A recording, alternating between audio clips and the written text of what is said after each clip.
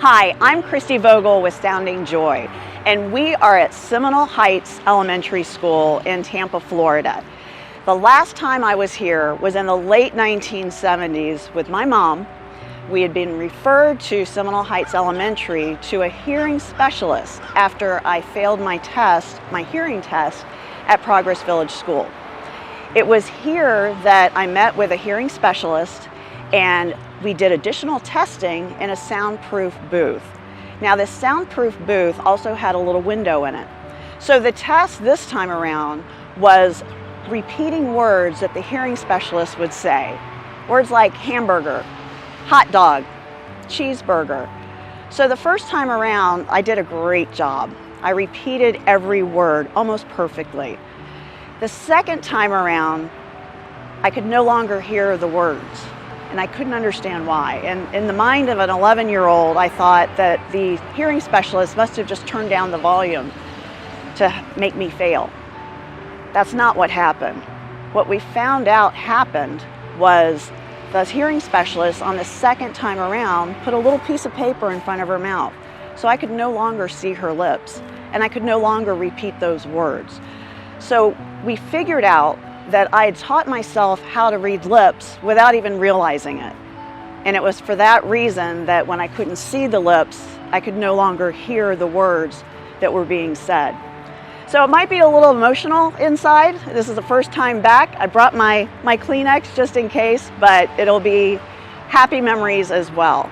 We're also going to have the opportunity to meet the angels, the audiologists who see every single Hillsborough County School District child who has hearing loss. This is where they go no matter what school they're going to in Hillsborough County. So I call these women angels because they have a huge task and not a lot of manpower to handle it. So we're going to talk to them, talk about how we're partnering together with Sounding Joy and their efforts to get children hearing aids. So come on in. I'm here with Dr. Emily Saunders-Sears, and she's one of those angels that I told you about that is doing the hearing test for the children in the Hillsborough County School Districts. And Emily has decided to partner with Sounding Joy along with the rest of the audiology department for Hillsborough County school systems. Emily, what are you seeing out there that made you realize that there is a need to get more children hearing aids and for you to partner with Sounding Joy to do that? Well, kids that are sitting in a classroom that don't have access to sound, they are missing a lot. Classrooms are fast-moving, fast-paced, and if you can't hear what's going on, you're going to miss, and they've already moved on to the next thing. Mm-hmm. And it can create social isolation for the kid because then they sort of retract and they can start to not ask questions and not try to find the information they missed. And then they start to not do well in school. And it's not because they're not necessarily smart, they just couldn't hear what was going on. Right. I can remember as a child, I finally quit asking questions because I was known as that kid that always raised my hand because they just thought I wasn't listening. Yeah. And then they started rolling their eyes at my classmates, not the teachers, and they just looked at me like I was the stupid kid. And so I started believing that in my mind and didn't know that it's just because I wasn't hearing, especially when the teachers turn their back to you and they're writing on the chalkboard. You can't read their lips. Exactly, yeah. They can't read their lips, but I didn't know. So instead of saying, gee, I can't hear, I just need to get the hearing aids and be able to hear what's going on in the classroom, instead I just retracted and I quit asking questions. And so I started falling farther and farther behind. Mm-hmm. And that just reiterated that, yes, I was not intelligent and I wasn't as smart as my classmates, and it just got worse and worse. So having those hearing aids makes a difference. And students with hearing loss are known to be more likely to repeat a grade to that as well and to be retained in school.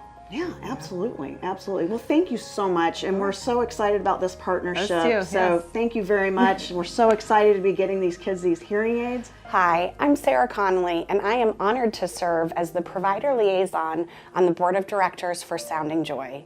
We are so excited and so blessed to have a great group of audiologists here in Hillsborough and Pinellas County who refer children who are most in need of our hearing aid donations. This has such an incredible impact on children's ability to engage socially and in their education, and sets them up for success in life. So thank you so much for your support in bringing the gift of hearing to children in our local schools. I'm here with Dr. Lisa Smith, who is also an audiologist here at Seminole Heights Elementary. And Dr. Lisa, as the kids call her, can you give me an example of how Sounding Joy is helping specific students in the Hillsborough County area? So we will oftentimes identify a child who does not have hearing aids or any sort of amplification. We are the first stop where we find that they have a hearing impairment, and the families don't have the resources to help them. So we would love the chance to be able to offer them services where they can go get services for their children, go get hearing aids, go get ear molds, where their child is set up with the newest technology.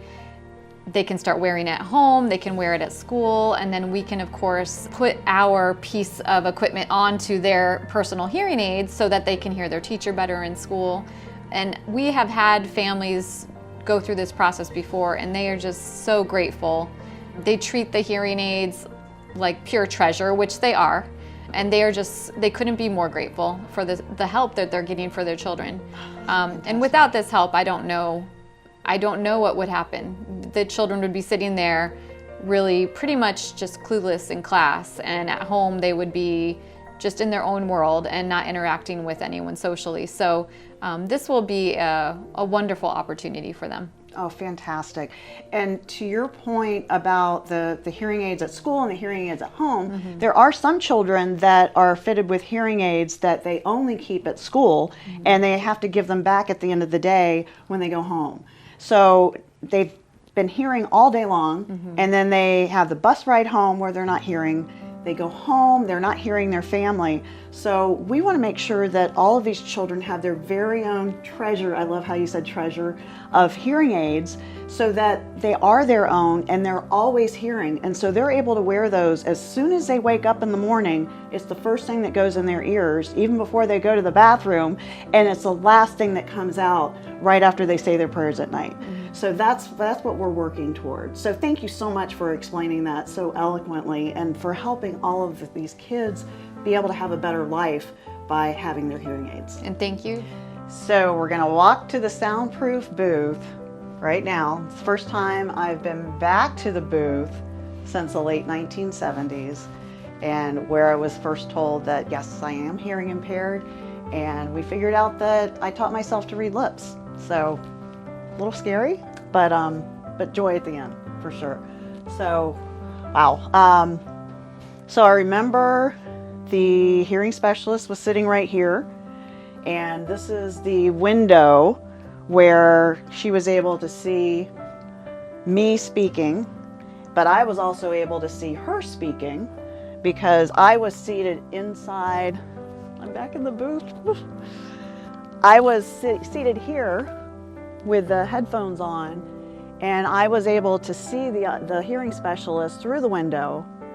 And so we went through the first test of repeating the words hamburger, hamburger, hot dog, and then I did pretty well. And then it was the second round where I failed, but I didn't even realize that she had put the piece of paper over her mouth, even though I still saw her, and all of a sudden I couldn't hear anymore. So it was really upsetting because I was doing whatever I could to not fail this test, because hearing aids are very expensive, and I didn't want to bring that obligation to my family. And I realized then I was not going to pass this test. I couldn't hear, I couldn't even fake it. I couldn't even make up the words that she was saying. So I'm bawling at this point because I think that the hearing specialist has turned down the volume in order to make me fail for some reason. Of course she didn't. And so I come bursting out of this door, and I run to my mother, who's standing right where Claudio, our cameraman, is right now, and said to her, I tried my best. I wanted to pass. She turned down the volume, And the hearing specialist, being right there, said, no, I didn't turn down the volume, but you are hearing impaired and you've taught yourself to read lips without even realizing it.